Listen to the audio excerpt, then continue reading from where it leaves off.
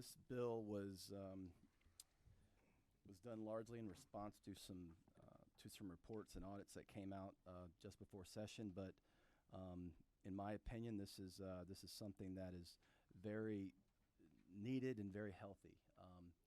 The film tax credit has been, I think, wildly successful in Georgia, and it's been so successful that there's been some reluctance to mess with it. And the result of that is that we have not made any changes to this in 12 years. So I think the call to update it, to strengthen it, is a good and right thing for us to do. The program has been very successful, and I think that the report, the audit done by Department of Audits, shows that the numbers show that it has been successful, but that we need to strengthen the process. The industry has changed a lot in the last 12 years. Technology has changed leaps and bounds in the last 12 years, and more specifically, the industry in Georgia has changed a lot in the 12 years. So what I want to do is go over to summarize the bill, and then, since it is an important bill and a somewhat technical bill, I wanted to go through it really section by section. So we'll start out with the summary. Let me start by saying the bill calls for mandatory audits of all productions in Georgia. It strengthens the process for how audits are conducted, and that can mean everything from what qualified expenditures are and how they're submitted. It authorizes DOR to set up a third-party independent auditor list and establish a credentialing program for those auditors. Auditors seeking to be on the list must follow a list of procedures in order to qualify. DOR will also set up a process for removing auditors from the list that fail to meet those qualifications. And it's worth noting here that currently all projects in Georgia that are audited, those audits are taking place in California. Every single audit. So this bill requires that all independent auditors be licensed in Georgia. So these are pretty substantial changes, and because of that, there is a 3-year phase-in, and the reason for this is to give DOR time to implement and for the number of CPAs and accounting firms to ramp up, the ones that can handle these audits. That industry needs time to grow, as it were. The phase-in will cover, actually I'll get into that a little later.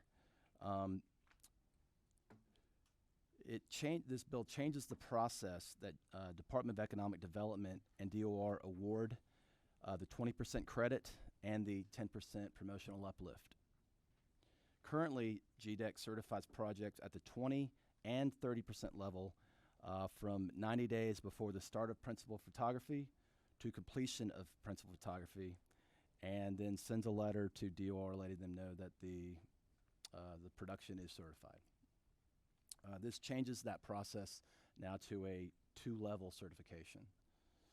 The first is the production is certified by GDEC as a qualified production at the 20% level. Upon completion of the production submits to DOR for an audit. Upon completion of the audit, the credits are issued by DOR. That's when they get their 20% golden ticket. The 10% promotional uplift compliance, or the 10% promotional uplift compliance is certified by GDEC, and GDEC notifies DOR, and the credits are then issued for that production. So now it's kind of done more on the front end. Now it's done on the back end. And this process helps to ensure compliance of all productions and expenditures. It also removes possible clouds over these credits. Currently, most productions choose to have a production audited so that their credits are more valuable because they don't have this cloud over them, and this removes that. This is good for the credits and for the taxpayers. It changes the carry forward of credits from 5 years to 3 years, and there were two reasons for doing this.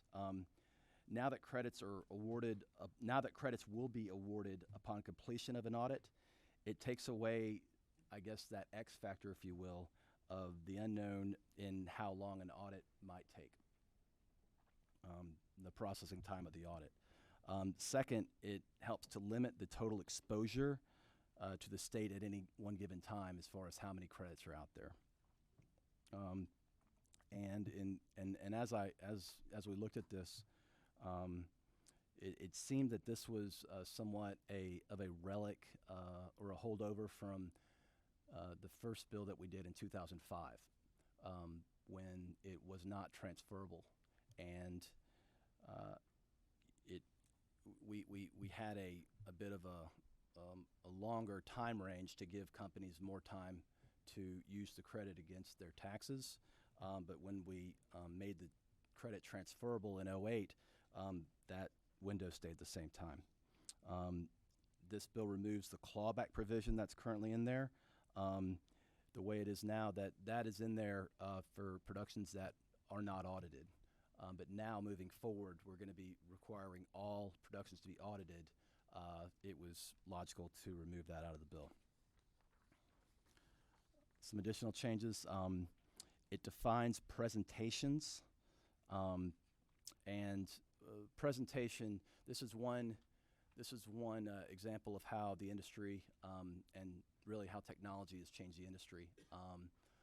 Before, what would happen is a pilot would be produced to see, for a network to decide if it wanted to pick up a series or not. They don't really do pilots anymore. They produce what are called presentations, and it's a bit of they're about 6 to 8 minutes long usually, and it's kind of a boiled down concentration idea of what a show is going to be about. And we felt that that they should qualify for the 20% because there is value in having them made here, because often they are picked up and then they become a series hit in the state. But since they're never meant for distribution, they will not qualify for the 10% promotional uplift. The bill moves sound recordings from a qualified production to a qualified expenditure.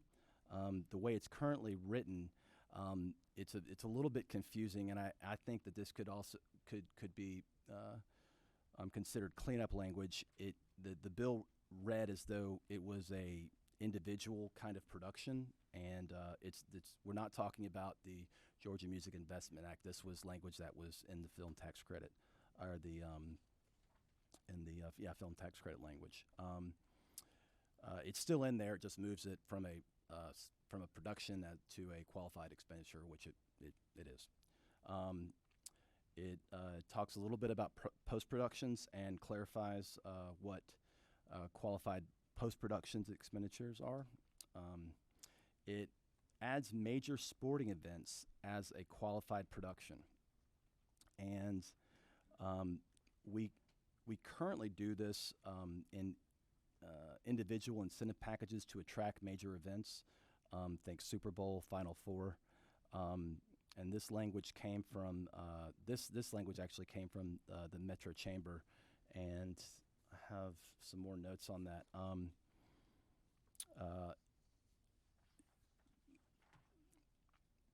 One of the major sporting events that's on our radar that this bill is seeking to attract is the 2026 World Cup. Atlanta is we're vying for up to 5 to 7 matches, including a semifinal. And more importantly, almost in the matches themselves, is we're we would be in the running for host site for the International Broadcast Center, or the IBC. And the IBC, I don't know for those of you that were around during the Olympics, but it would be similar to that. They would take up an entire hall in the Congress Center, and in the 2018 World Cup in Russia, there were 15,000 journalists that covered that. And that was when there were 32 teams in the World Cup. There's going to be 16 more this next go-around for a total of 48. I don't think, hotel rooms and the swarm of activity into the city would be one thing, but I think the standalone just exposure of Georgia as a result of getting the IBC, I think, would be very valuable. To define what we're talking about, when we're talking about a major sporting event, that's in code, that's somewhere else in the code, but basically it means a non-reoccurring sporting event, and which has an economic impact of $50 million, and it has to be certified by both the commissioners of Department of Economic Development and the Commissioner of Revenue. Moving on, the last kind of major, I guess, impact in the bill is for larger audits. The way it's handled now is larger audits, they're oftentimes they're done by what's called a sampling method, and that's where they just take a cross section of all the expenditures and services and everything, and do a strategic sampling of it because it is so big. What is in the bill is that if the sampling method, which is approved by DOR, if ineligible expenditures are discovered in that audit, they will be projected across the entire population of that audit. This is something that DOR is currently doing, but this just codifies it and puts it in code, and I think that that is something that we should do. This is a very good deterrent for those who are submitting suspect expenditures. So with that, Mr. Chairman, that is my synopsis of the bill. I'm happy to take any questions. I'd like to keep them brief as we are about to dive into the language of the bill itself. Any initial questions for the sponsor?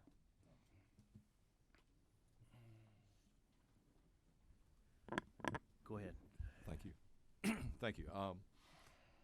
Chairman Dollar, you and I have talked at length about this and everything. We've gone over the thing. I think a lot of it, maybe I could clarify something. A lot of it may be the fact that what happened with the industry is sort of like a growing pain sort of thing. I think you addressed it right at the beginning that, we started out and then it grew so fast or whatever. So there were some things that probably dropped through the cracks that the audits exposed. And that was a big basis of why you were starting to look at the things. Is that correct? I think when Chairman Stevens created this, I don't think even he would have ever envisioned this is where we would find ourselves. I think the industry has definitely matured, and we're in a different situation now than we went in 2008. Thank you for the question. Representative Dukes. Thank you, Mr. Chairman. A few questions, and some of it has to do with this particular legislation. Now the changes. You said it's a 10%, another 10% fee or credit that is allowed, and you called it something specifically. Representative, that's not new. There's Right, a 20% base, and then there's the 10% promotional uplift. Is that the peach? Yes, that's the peach. That's the peach. Mm-hmm. Okay. Just one other thing, just a matter of housekeeping, I think. If you go to page 2, line 62, I think it might be just a typo, just an update. we have a 6% tax bracket there. You know, we raised it, we lowered it to 5.75. And I'm wondering, is that something that we need to change?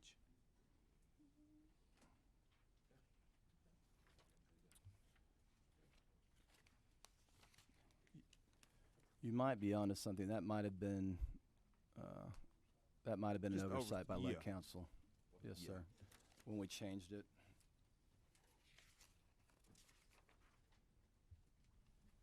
And then He's talking about line 62. Yeah. 62.5. It's referencing the income tax, which has changed since this law was written in 2005.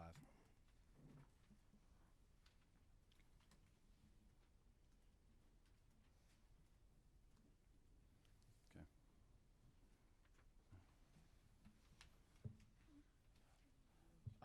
We'll look to see if that's replicated anywhere else in the bill. Suggestion, just refer, that too may change. Suggest you refer to it in the code section. Okay. Yeah. Or the current percentage rate. Yeah, Something yeah, like the yeah, current yeah, percentage rate, section, something like that. because- Because if you go from 5 3/4 to 5.5 now, We just use the word current. we just refer to Title 48. Yeah. Okay.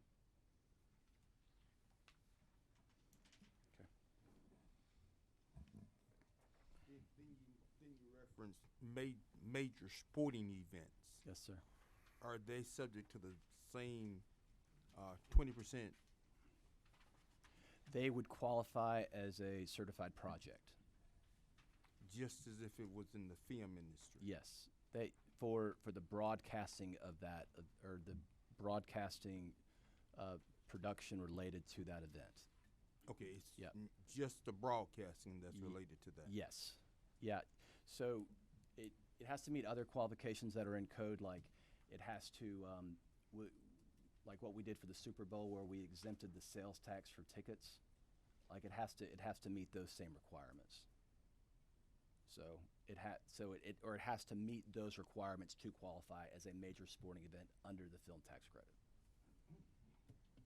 And we end up giving them. How much money are we thinking about, or does anybody have any idea what kind of exposure that would place us here in the state? Because I think that's one of the reasons why we're here, and that is we really had no idea that we were going to be this successful, and we're grateful for the success. However, the success has put us to a point where there is significant exposure as far as tax abatement to the state.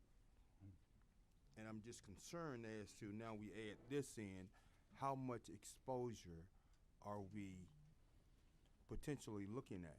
I think as far as the major sporting event portion of the bill, I think that you're talking about very specific events here. It's not, it has to meet a lot of criteria, and I don't think that we're talking about,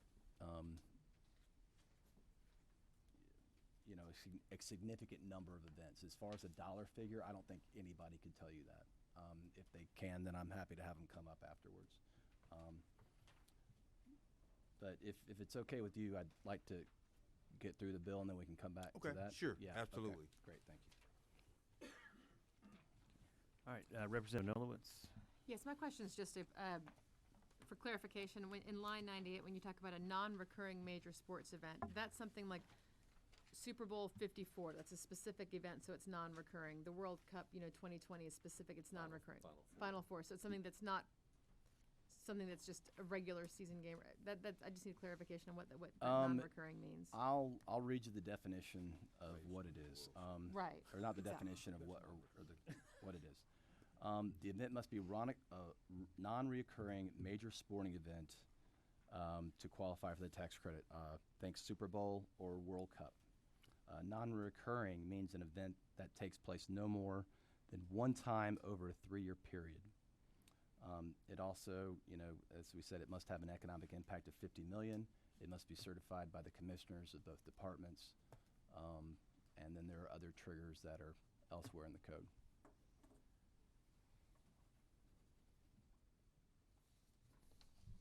Representative Rogers?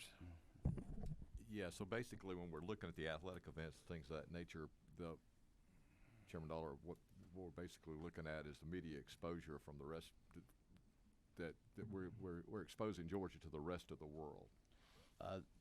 The idea is that that it has tremendous direct economic impact, and as you said about, as you mentioned, the kind of unknown exposure, or I guess unquantifiable exposure value. Yeah, I mean, I think there's a lot of intangible things there, but I don't think anybody would argue the point that after 1996, after what happened with the Olympics, the way Georgia was exposed, it most certainly was a boost to our economy, both tourism and everything else. It's impossible to put a dollar figure on something like that, but the impact is also tremendous. Thank you. Yeah. Okay. If it's okay with the chairman, I'm going to go ahead and start on the bill. If we could, Representative Martin had one quick question. I doubt that, but That's what he says. I actually have several if you want to start like that. No, he was talking about in relation to your question. As was I. So this is the first time I've seen this today, so I don't get too far into these. But when you're talking about a sporting event, and again, we're looking at the bill, you're talking, what expenses, if we have the Super Bowl here, would qualify? under this, Right. the cost associated with the production of it, like So the World Cup would be the cost associated with the production of it. production and coverage, yeah. So that goes to the media outlets that are broadcasting it, not necessarily FIFA that's putting on the World Cup. The World Cup's already been, the decision's already been made to come to the. I mean, if 11 a lot, or I don't want to, if a local media outlet spends more than 500 million or 500,000 covering it, then yes, they would get it. So you still No, have to meet I- you still have to meet the requirements. No, I understand that, but what I'm getting to is that typically these things are put in place for an if not but for. Like if we didn't have this benefit, we wouldn't be getting this business. Mhm. And in this particular case, if we're talking about money to production money to broadcast the Super Bowl or broadcast the World Cup, the decision to bring the World Cup here from FIFA is or bring the games to Atlanta, or about the soccer. It's hard for me to say, call it football, being a football guy, but that decision's been made. So I'm trying to understand how credits going to production companies are going to get that money to the people that are making decisions about where the games go.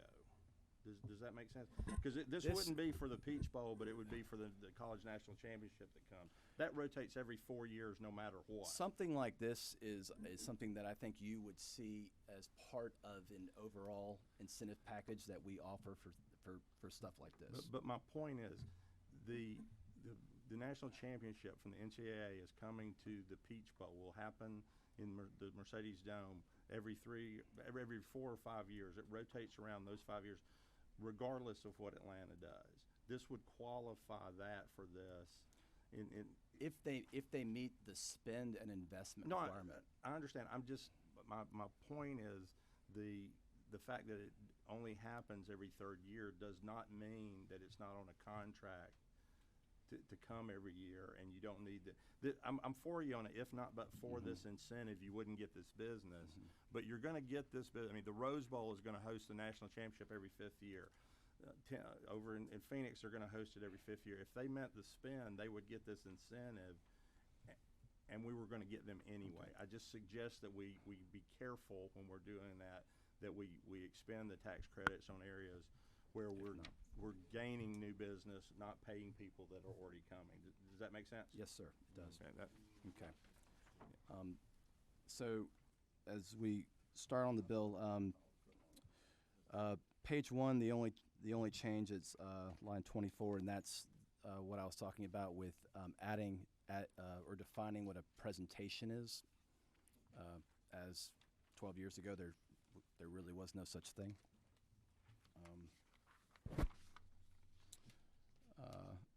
Line 34, that's where we're adding sound recordings as a qualified expenditure.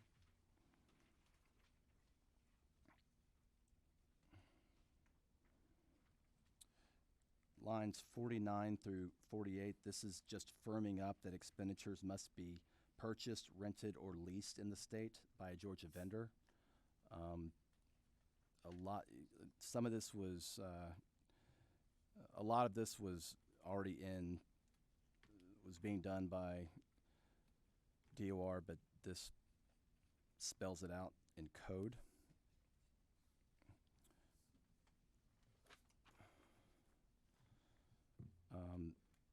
Line 78,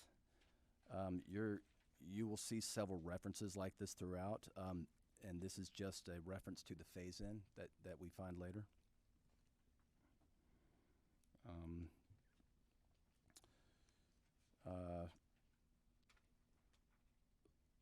Line 84, that's just removing sound and putting it back in a different spot in the code. And then at the bottom of the page is where we find the major sporting events language that I referenced.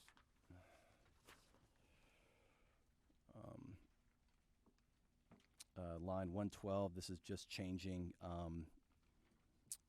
that the Department of Economic Development notifies DOR by electronically. As it's currently written, it has to be a physical letter. At the bottom of the page, line 132, this is starting where it's saying that presentations do not qualify for the 10% uplift.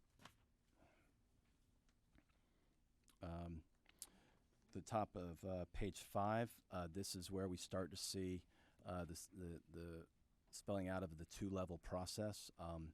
This says that the uplift won't be awarded until after it's been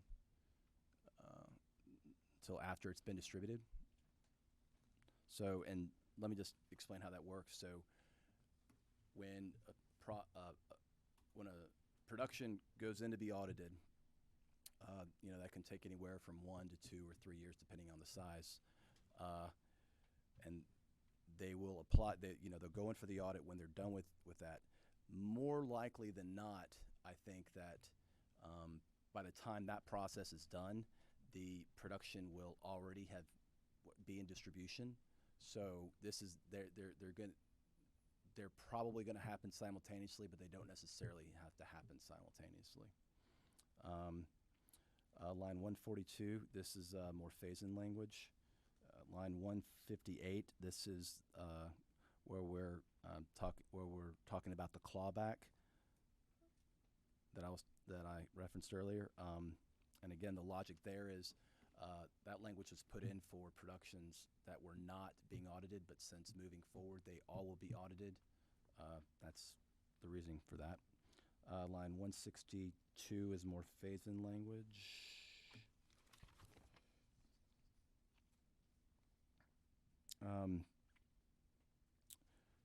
Starting line 199, this sets up the new process for how productions are certified and audited.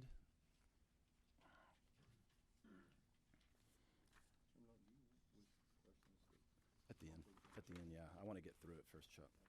Yep.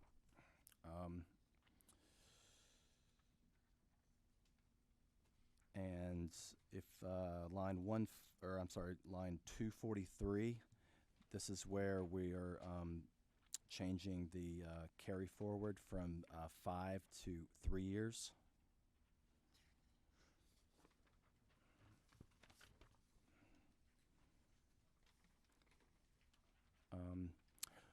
One of the things that you'll see, I think it's 2 or 3 times throughout the bill, if you look at line 247, I want to draw your attention to that. Qualified interactive entertainment production companies. So this is the video game development credit.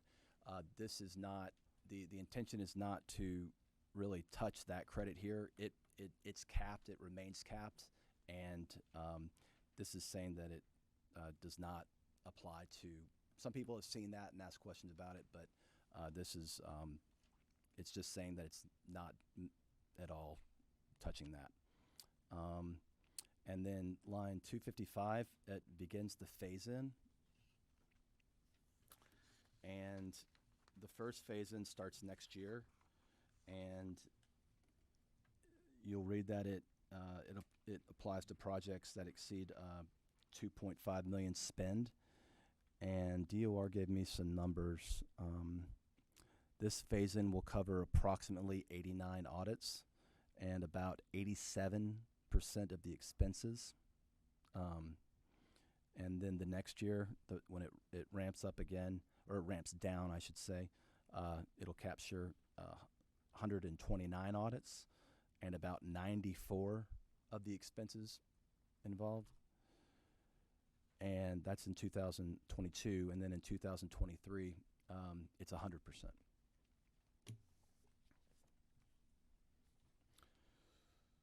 Page 9, line 281.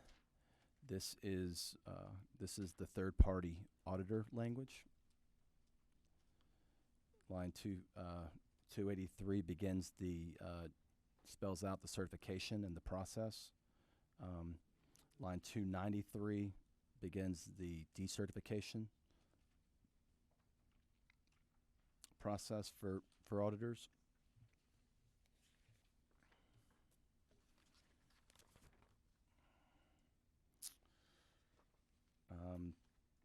Beginning page 10, this is just, it's a few more requirements that DOR has to follow. Line 328 references the sampling that I was talking about earlier, and where if those are exercised, then unqualified or unallowed expenditures shall be used against the population of the entire audit.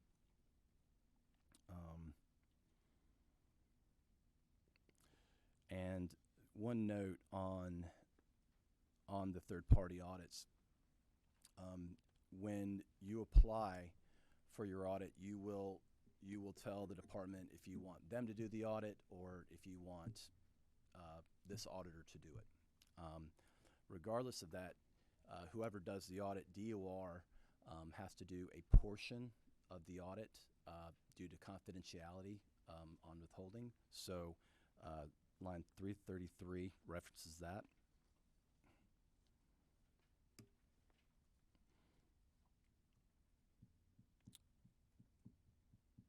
And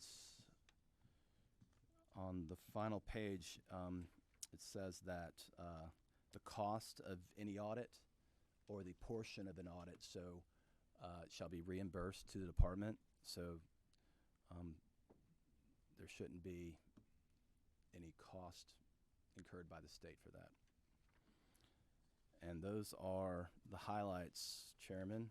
I'm happy to take questions for 10 minutes, 15 minutes.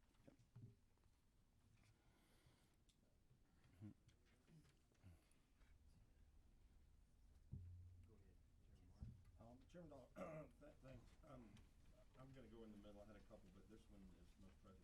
On 157, right, however, department shall not recapture tax credit from transferee if the credit has valid certification. The only reason we would recapture a credit is if something was deemed to, I guess, is there any other place, I'm not familiar with any other place where we would give away the right to recapture a credit otherwise open by statute?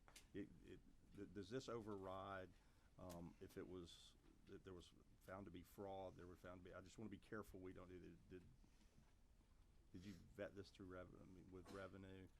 I mean, I understand what you're saying, hey, we don't want to have to look at it twice, but if there are other statutes that can be opened, because statutes can close in a tax in an audible situation and then be reopened by various things. Mm-hmm. Is this meant to work in conjunction with that? Does it conflict with that? And if we don't know that today, we can find out over the weekend. Thanks for the question. I would like to thank the Department of Revenue and Department of Economic Development. They were very helpful and very involved in the writing of this language. I want to thank several members of this committee that helped me. I can't recall specifically if DOR if this is language from DOR, but they definitely saw it and did not Okay. raise any concern. They're usually pretty tight about not wanting to give that away, so Yeah. I would feel good about it. I just wanted to ask. You know, and this is a unique credit because, you know, this is something that we issue after the spend. Right. You know, it's not money that we front up and hope to get a return on. So it's a little bit kind of different area. Thank you. Any other questions? I've just a quick question up on lines I know 31 through 35. Could you just go through again what that change was in including sound recording projects used in feature films, series, pilots, or movies? Yeah, lead counsel, and that's not something that I put in. That's something that that lead counsel, I guess, recommended because the way it was kind of put into the already existing film tax credit code, it wasn't very clear. So this is just to, I would consider this cleanup language. Okay. Yes, thank you. On the pages where you went to the auditor, it seems as if the provider would pick their own auditor. Is that typically the way that's done? See, I think over in Yeah, the reason for that, because I asked the department like what they thought would be the best way to handle that, and it's as long as they're certified and meet the requirements, the department really doesn't matter, or they don't really care, you know, who does your audit as long as they meet those requirements. They didn't want to be the entity picking the auditor. They didn't want to overload any single firm or auditor by assigning them, you know, work that they couldn't handle, and two, they didn't want to be put in the position of, you know, being accused of picking favorites, that sort of thing. So the best practice here is to just let a company, if they've worked, if they have a relationship, if they are comfortable with the work that they do, to let them choose a third-party auditor, or they can continue to let the department audit them. well, my firm is typically audited, and I pick the auditor. And I pick an auditor who audits well. Well, if they audit a little too well, then they won't stay on the list. And that was one of my observations. But in looking at the legislation, it appears once we finish this legislation, we are going to be adding more and giving more tax incentives than we have in the past.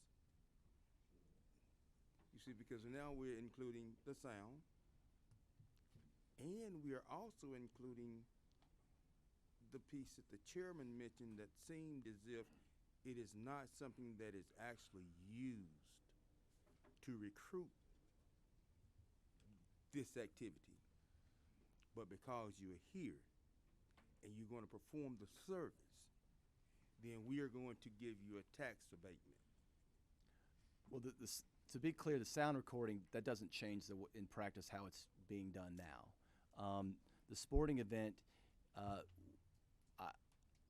I just say that that's something that we disagree on. I think that this is a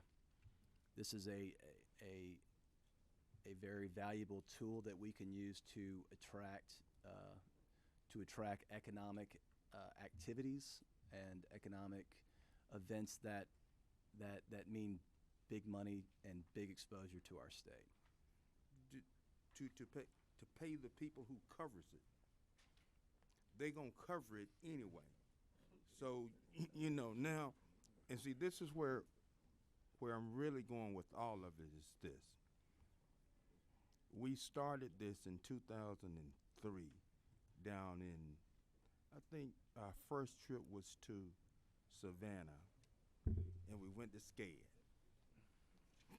We had these great ideas, and we still do. And I mean, and they have been great ideas, and they have worked because now we are the Hollywood of the South, and they have been great partners, the movie industry with Georgia. But the parity is a real concern for me. You see, because basically, I'm going to soon be to $1 billion that's going to be coming out of the Treasury in a tax abatement. And while it has provided significant growth and significant economic vitality for this area, it has done very little for me and the people that I represent. And somewhere in that, it seems like something is just not right. Because when we reduce the Treasury by $1 billion, and not just them, then we have to cut the budget. And that makes it exceptionally difficult for the people that I represent to provide their children with adequate, try to educate them, decent health care, and public safety. You see, we went through this round because we didn't have enough money. And we went through it kind of because we decided we were going to do an across-the-board tax cut. We're not getting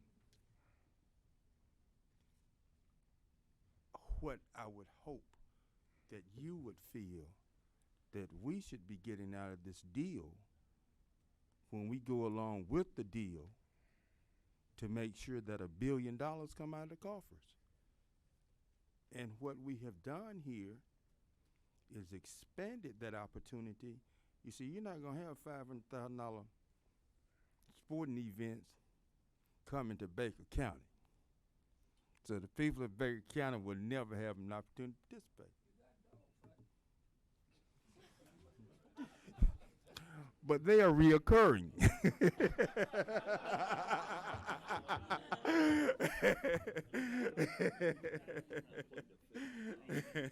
Hey, That was my observation, Mr. Chairman. well, thank you, Representative. And since we only have a few more minutes, I'd like to give a few others a chance that have not asked any questions. Just a quick response to that. And you represent Doherty County, correct? Doherty, Yeah. Baker, Miller, Seminole. Okay. 229. Because I think that we could provide you with a list of projects that are taking place down in your area as we speak and that are in the works. I'm very excited about this piece of legislation as a tool for rural economic development. There are a number of projects throughout the state, and the potential, I think, to help rural Georgia is definitely there. Mr. Chairman, I would like to get with you because I think we can help rural Georgia in that event. See, because basically when we did this legislation, part of what we did was we invested in people coming over here because we didn't have the infrastructure. So we paid a premium for them to create and to develop the infrastructure. That is the staff, the people, the facilities. Now we have the infrastructure. And inasmuch as we paid a premium to develop that infrastructure here, I think there could be consideration shown to develop the infrastructure, additional incentives to develop the infrastructure in other parts of the state. Thank you. Representative Rogers? Yeah, Representative Dukes, I just kind of want to address that. I'm a rural legislator like you are, and you know I've got a number of different things going on, but I did do some looking here about Doherty County as to your point. You know, you talk about assets. I mean, you guys got the sand dunes there, everything. When you're filming a movie about deserts, you know, I mean, I'm sitting here looking at a thing right here from Rochelle Beasley, who's the camera-ready liaison for Doherty County. It says, when somebody says desert, they're throwing out Albany, Georgia immediately. Obviously, the sand dunes. We're the only place to film a desert film. And says that she estimates that the number of local people employed by the film industry has been about 50 in 2019. They anticipate the number to grow. The cast and crew have been staying in hotels and renting houses. They've been shopping at our shops and said they saw a big impact from the film industry this year with, it's 2019, with 2 movies and a TV series there. So there's obviously some movement there, and so I think you're in a good position to expand on that. But I did want to point out that you are seeing some benefits there. And we are. I mean, this is 2019, but in 2016, we created 29,002 jobs in the industry. And I will assure you that in 2019, that number probably at least went up 50%, if it did not double. Now, make no mistake about it. We are most appreciative for those 50 jobs. All right. Well, the reality is that it's a stepping stone.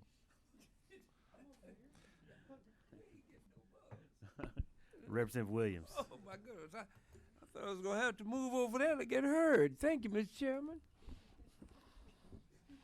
Let me just say this. I've listened, and I can certainly appreciate what you say when you speak about Dougherty County. A little different in Liberty. We're close enough to Savannah to enjoy some things. But there's one thing that I just feel like, and I know that we're talking about a lot of money when we talk about taxes here, but the return on investment has been unbelievable, and I think that that's most important. If we spend a lot of money, we get very little back on. This happens to be one that we have proven through audits, shown what the return is. So I'm kind of happy with that kind of return. And then the part that we can't measure, the intangibles. Most people thought, it helps the notoriety for Georgia to be able to see that peach at the end of a movie. We can't buy that kind of advertisement worldwide. And it's going to help. And eventually, Worldwide Wrestling is going to put a little piece on there for dog fighting. Thank you.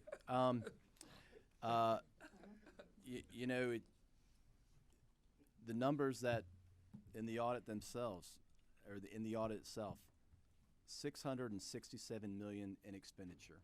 So we're not quite at $1 billion yet, Representative. Ultimately, it generates 4.6 billion in income. So simple math will tell you that is a 7-to-1 investment. And unlike other economic development projects that we contemplate down here all the time, this is money that's already spent. So it's not like we put up the money and hope for a return like 7-to-1.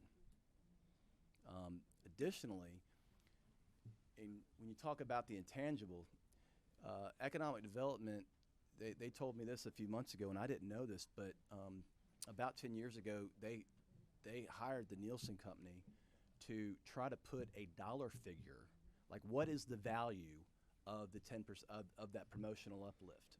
And what they came back with was that they couldn't evaluate it because it's not something that is sold. No company can go and buy advertising space at that spot on a production. It's just the peach. That's it.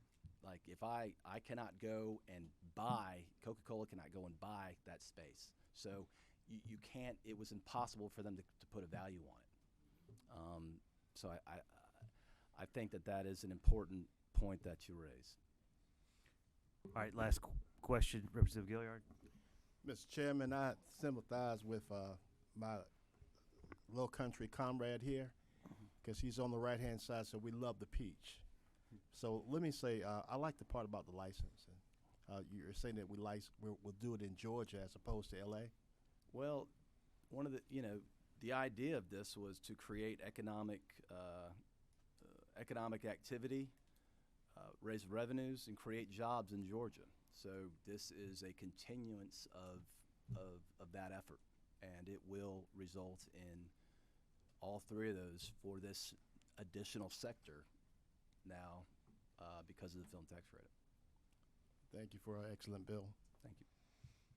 Any closing comments, Mr. Chairman? A lot of work went into this, and I just want to thank everybody involved. Lead Council has been they're probably sick of me at this point, but I want to thank several of you for helping with this.